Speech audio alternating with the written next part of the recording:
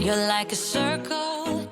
Hey family, welcome back to One Houston Church. I'm Pastor Chad. This is my amazing wife, Pastor Jasmine. We're so excited to be back with you. We've been out preaching, and we're excited about the opportunity. Shout out to New Beginning Church who's giving us the opportunity to come share the word with them. Jasmine, how are you doing? Hey guys, I am doing great. I'm so excited. I got some announcements. Listen guys, we have the Mother-Son Dance coming up. This is second annual. I'm so excited about it. It is happening on May the 10th from 6:30 to 8:30. If you guys are interested and you want to come and be a part of that or even volunteer, I'll take that too, right? I'll take that too. You guys contact me. Y'all can contact me via my phone or Facebook or any of it. You can go to onehoustonchurch.com and just leave a message down there and tell me you want to volunteer. And I will get back in touch with you. But yes, May 10th, Mother-Son Dance. You guys spread the word. Tickets are $35. So you guys come on, be a part of all the fun. Yes, and a reminder, my wife did such an amazing job on Facebook Live on Wednesday nights at 8 p.m. Well, this past Wednesday night at 8 p.m. But be with us on Wednesday night at 8 p.m. on Facebook Live. We'll be back. We're excited about it. Our schedule is busy and we're loving it. We're embracing it. And I know the focus is on God. So we want to just thank God for the energy, the resources, the mindset, the work ethic that we have to make sure everything is flowing like it's flowing. So Jasmine, I'm excited about that. I'm also equally excited about the series that we're going to start today called Chasing. Come on. And man, I'm really, anticipating what will happen throughout this series called Chasing. It's so funny. My wife and I, we met in college, as you all know. And so as we met in college, she came across my path. I was in BCIS class. She was in BCIS class. So I was on time in class, but she came in this one particular class late. I think it was our first class. You came to class late. It was 8 o'clock in the morning. It was 8 o'clock in the morning class. And when she came in, I was like, oh, okay, I'm probably going to talk to her. So I just had to position myself to talk to her. So I wasn't really chasing, but I was mindful of her in the classroom. And so fast forward about 2 months later, she just so happened to be one of my friend's girlfriend's roommate. And so I was like, okay. And so she walked in the door one day, not knowing that she would walk in to her own apartment, that I would be there. And so I was like, okay, God, you're intervening. You're putting her right in my face. So that must mean that you want me to engage in a conversation with her. And so what's so funny, so I was like, okay, I see you. So I politely, when she walked around, politely knocked on the door. I was like, hey, you look familiar.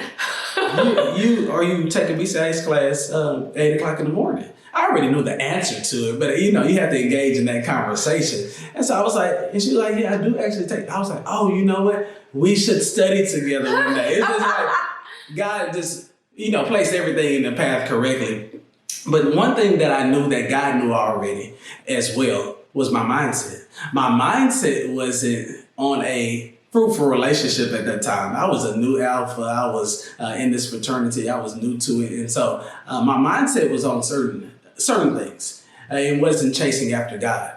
And so sometimes God will introduce you to something for that season, not for you to fully have a relationship with it or to engage in it fully, but just to introduce it so that when seasons come in the future, you'll be ready. You'll know who it is, or you'll have a inkling of how you want this to go. And so I'm truly excited about just this chasing piece, because sometimes in certain seasons, God will give you something just to introduce you to it, not to engage in it. Sometimes we take these seasons and we engage in something that God said, no, not right now. He wants you to wait. But we get in our own self and we chase after something that was not quite meant to be chased after right there. Man, this is so good. And listen, this is so good. I love it. And it's so funny, this story that Chad is telling, because we didn't end up talking after this, right? We didn't end up talking because I felt like he wasn't where I needed him to be. He wasn't where I needed him to be. He's scared me. That's really what it was. I was so scared of him. I was like, I don't think this is it. But he's so right though. I remember having to have a very hard conversation, just be very real and honest with myself and say that this isn't where I want it to be yet. but I saw it in him, but he just wasn't there yet, right? And so I do remember just like us just walking away from the whole situation. And as Chad is saying, you know, seasons later, as God was working on him, working on me, working on, you know, the seasons, everything that was going on, to see how God brought it all back full circle is just absolutely amazing, right? It's absolutely amazing. But I want to say this because I do think a lot of times we spend time chasing things or people, and you know that you're not quite where you need to be to even handle that season or to even handle that person. And so I want you guys to think about that. You know, think about that as you're out here living your life and you're chasing different people and things, asking yourself, am I even ready? Like, am I ready for that space? And what can I do to get there? What does the preparation look like? Yeah, and so that preparation piece, I want to send a shout out to my wife, because if she had not been chasing after God in that season, we probably could have gotten into a relationship and it wouldn't have led to what we have now. And so it's that chasing piece. What I really want to highlight is her chasing after God. I really wasn't chasing. I went to church, but I really wasn't chasing after her. She was actually chasing after God, and she was living the lifestyle of chasing after God. It's a certain thing, like you could like chase after God and go to church and do all these things, but you have to have the lifestyle that matches what you're saying, what you're doing. She had the lifestyle. And so I'm so grateful that she had the lifestyle, because I didn't interrupt her chase after God. Ooh. And sometimes people will allow others to interrupt their chase after God, and it will mess up their sight on God. And now you have two people that are not focusing on God like they should be. And therefore you have a dysfunctional relationship that does not last long. So I'm excited about this series called Chasing. We're going to go to Luke chapter 19, and we're going to start at verse number 1. And it starts like this. Jesus entered Jericho and was passing through. A man was there by the name of Zacchaeus. He was a chief tax collector and was wealthy. He wanted to see who Jesus was, but because he was short, he could not see over the crowd. So he ran ahead and climbed a sycamore fig tree to see him, since Jesus was coming that way. When Jesus reached the spot, he looked up and said to him, Zacchaeus, come down immediately. I must stay at your house today. So he came down at once and welcomed him gladly. All the people saw this and began to mutter, he has gone to be the guest of a sinner. But Zacchaeus stood up and said to the Lord, look, Lord, here and now I give half of my possessions to the poor. And if I have cheated anybody out of anything, I will pay back 4 times the amount. Jesus said to him, today salvation has come to this house, because this man too is the son of Abraham. For the Son of Man came to seek and to save the lost. I absolutely love this scripture, and it ties in so well with our series called Chasing. Zacchaeus right here, he knows Jesus is coming, and he has to position himself. Man, but the crowd is so large, he says, man, I can't even see him. So I'm going to climb up this sycamore fig tree just so that I can get a glimpse of Jesus. He is chasing after Jesus. He's heard about him, but he wants to see him for himself in his life. And it's so amazing that in life, when we get to this point where we really want to run after Jesus, doing whatever we can to see a glimpse of him in our life. I'm so excited about this. This is just, I love this story altogether. The whole thing is so good. The one thing that I really, really just love about this, as Chad is mentioning, is this chase. Like, it was a certain hunger. Mm-hmm. It was a certain hunger that he possessed that made him chase. Can we talk about that for a second? Because I think that, you know, we were in this series called Chase, and we want you to be chasing after God. But there's a certain hunger you need. There's a certain hunger you need on the inside of you that says, you know what, no matter what, I am going to chase after God. And I just really like that, despite that he was short, despite, you know, the people didn't pretty much like him, I mean, he didn't care. It was a hunger inside of him that overlooked, that overpowered everything that was against him. Everything that was against him. And he said, I don't care about all that. I hunger and thirst for God so much that I'm going to chase him despite whatever you fill in the blank, despite. And so that's what I see in this, that I want you guys to really take out of this, is that what do you want to give up? What do you want to give up? Are you thirsting for him? Or you have this hunger for him so much that you're willing to chase him no matter what you have to give up, like against all odds? Like, are you that person that has that hunger that will allow you to just chase after God? I think there's something we need to like just meditate on that for a moment, because you need that hunger in you. I love the way he didn't care about his status. Yeah, none of it. He said, the story says he was a wealthy man. Yeah. Can you imagine, say, hey, Bill Gates running up a tree, and he's saying, I'm not even worried about my title. I want to see Jesus. The importance of me seeing Jesus is worth more than this title. It's worth more than the money that I have. I want to see Jesus. And how many people are that hungry, like Jasmine stated, have that hunger to see Jesus in their life? How do you see Jesus? People really want to know. How do you see Jesus? You have to be in the Word. You have to be in that lifestyle of Christ. You have to want to see Him. You have to want to model what He did in the Bible. You have to want to model that in the culture that we live in right now. How many people will climb a fig tree, will find the sycamore fig tree to see Jesus? How many people will put other individuals aside so that they can see Jesus? How many people will forego a season when they want something that they know that they need in another season? How many people will forego that want so that they can get what Jesus has for them in their life, the fullness of Jesus? How many people want that? Because it will show up. It will show up. Sometimes you will have to sacrifice in a season your title, your name, your things that you desire for your other seasons in the future to be so fruitful. Man, this particular story in the Bible is really, really rich. And one thing I love, I know you loved a lot of things about it. One thing I loved about it is the way that Jesus noticed Zacchaeus. The most powerful thing about this, he was like, man, I want to see Jesus. But Jesus already knew him by name. And that's the most powerful thing to me in this particular story, other than the last part of his life being changed. But Jesus knowing him by name. Jesus says, I want to get you. Well, you ought to be in a position where I can just see you. Like it's something that sets you apart from the others, that you really had the faith enough that you just are the hunger enough for you to want to see me, that I was going to be that important to you.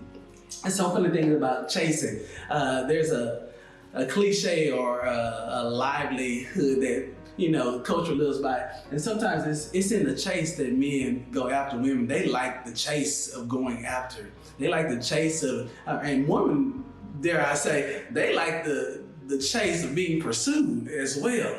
And so just imagine Jesus say, I noticed something different about you. The way you pursued me, the way you went after me. You were hungry for me. You wanted me. And God says, I see that. Or Jesus says, I see that. And he recognizes that. He says, and I already know you by name.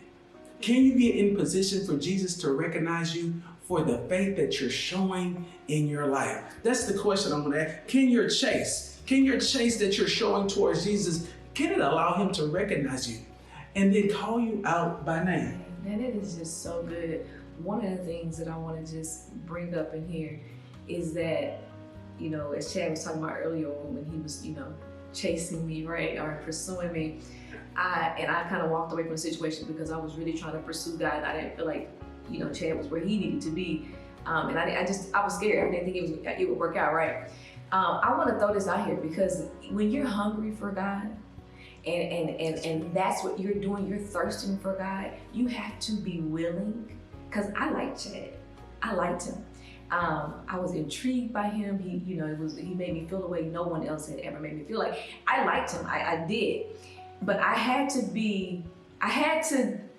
was so focused on living my life the way I felt like God wanted me to live it. I was so focused on chasing after God that I was just willing to give it up. But I'm gonna tell you, in the midst of willing to give it up, I did pray about it. Like I prayed about it. I'm like, okay, God, like I'm walking away from this. I see he's not where, I need him to be. But if this is meant to be, can you turn it around for me, right? Can you turn it around? Can you bring it back to me at some point and bring it back right? You know what I mean? I did. I prayed that prayer. But I do remember just being so focused and keen in on God and just hungry for what it is that God had for me in my life that I was willing to walk away from things. And I just want to bring it out because that is what you're going to have to do on this pursuit. You have to be so keen in on your relationship with God, and that has to be the most important thing for you. Even though you may desire something else, even though you may want something else, even though you don't see, like you're not really seeing how walking away from this is like completely beneficial, right? You have to trust that God, as Chad is saying, He already knows your name. He already knows your name. As you chase after Him and you pursue Him with everything that you have, God is gonna see it. He's gonna see it. He's gonna call you by name, and you will eventually get that blessing. Your life will be changed, and you would experience that growth. So my encouragement here, is to don't be afraid. Don't be afraid to walk away from anything when you're pursuing God. Pursue God with everything that you have. That's real. And if you pursue Him with everything that you have, you will realize that God knows you by name. He knows you by name, and He's going to be so excited, so happy that you pursued that relationship with Him. That's pursue that relationship with Him. The part of the story that keys in and ties in with that is after Jesus saw him, called him by name. He said, Zacchaeus, come in. I'm coming to stay at your house. Like, I'm coming to stay. You're a sinner. The people know your doings around Jericho. They know your doing. But I'm coming. Don't let anyone separate you from the love of God. Zacchaeus may have not felt worthy of Jesus coming to stay in the house. Right. But Jesus says, I'm coming to your house. Because you showed your faith. I'm coming to you. Even though your life may not be right, I'm coming to your house. Because what's the old saying? I can't clean the fish unless I catch it. Oh, yeah. And so Jesus says, hey, you caught my attention. You caught my attention because of your faith of wanting to pursue after me. Hey, I'm coming to your house so that I can clean you up. And I love the way Zacchaeus said, hey, if I've done any wrong, I'll pay it back 4 times. When God starts entering into your life and changing you, He starts changing the way you do things. You'll start fixing things that were done wrong. That's that lifestyle when you know that you've done wrong and you hunger after fixing, you hunger after forgiving, you hunger after just putting things in the right place because Jesus has entered into your home. And He'll start cleaning you up on the inside first. One thing I love, I said, I need to come inside. I could have healed you. I could have done this publicly, but I want to go to your house. I want to clean you up on the inside. And so then you'll start exhibiting the things on the outside. After you clean them up God says, hey, your life has now been changed. Since I visited your house, your life is now changed. And now you can start doing the things that you are confessing to me. Your life, your salvation has come by your house. You have now become saved because you have allowed me to come in your house. Zacchaeus could have easily said, now, Jesus, I know I pursued you, but you're not going to come to my house. You're not going to come inside. Because inside is where those things that I keep hidden that people really don't know about. Inside is where, hey, those dirty little secrets that the public even know. They know about some other things that I let outside.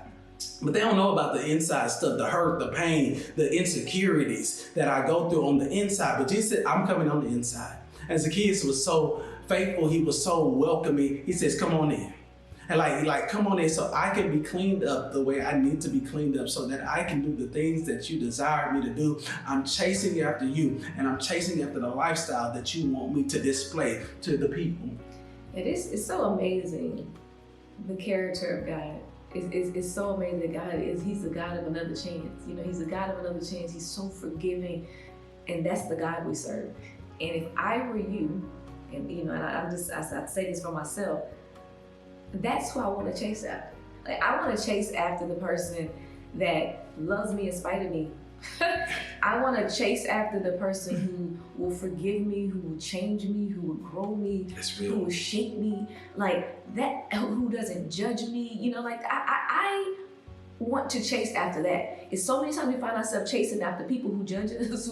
We chase after people who don't necessarily want you the way you want them. Like we chase after so many people and things, right? That if you sit back and just think about it for a second, it's like, why am I putting all that energy and all of those resources and all of myself into chasing after something that's not lasting? That's not chasing after something that can restore me, that can shape me, that can heal me, that can forgive me, that can save me. Like, if you're gonna chase after something, let's chase after that. Let's chase after it, because I think that the story is amazing from beginning to end. But at the end of the day, you sit back and you say, that I hope that you sit back and you say, I want that. I want to chase after that guy, the guy that's like, hey, you know my past, you know where I'm at right now. I want to chase after the guy that's the person that says, you know what, I know you by name. I know you by name and I still love you. I know you by name and I'm still coming over. I know you by name. And so I just want to encourage you guys to chase after God, opposed to chasing after people, things, possessions, whatever it is, because none of that matters at the end of the day. If you chase after God, everything else will fall into place. That's so awesome. I'm going to end it with this. If you chase after God, everything else will take care of itself. Yes. In the final passage of this scripture, verses 9 and 10, Jesus said to him, today salvation has come to this house, because this man too is a son of Abraham. For the Son of Man came to seek and to save the lost. Zacchaeus was lost. Jesus identified him by name. And now he had the ability to see, and he was found. Like, he was found. And Jesus said, I came to seek and save the lost. Man, Zacchaeus put himself in a position, he knew he was lost. All the money, all the things weren't satisfying to him. He was searching for more. And he found more when he found Jesus. Like, so many people want more in life. It's like, I want more. And they never seem to satisfy it. There's only one person that can satisfy that thirst and that hunger and that chase, and that's Jesus. When you begin to chase after him, he'll start satisfying those wants, those desires, because he'll put you in places, he'll put you in positions, and the resources will come, all because you're chasing after him. Yes, guys, so listen, I mean, we started this off telling you that we're gonna call this, this is a chasing series, right? And so the one thing I want you to meditate on for the rest of this week is asking yourself, am I chasing God? Like, can I truly say that I wake up every day and I chase God? And if you saying, you know what, that's not me. I haven't been chasing God. We serve a God of another chance. Let's start today. You can start right now. We're just chasing God because that's the type of God we serve. And so I just want to encourage you with that. Continue to chase God over anything else.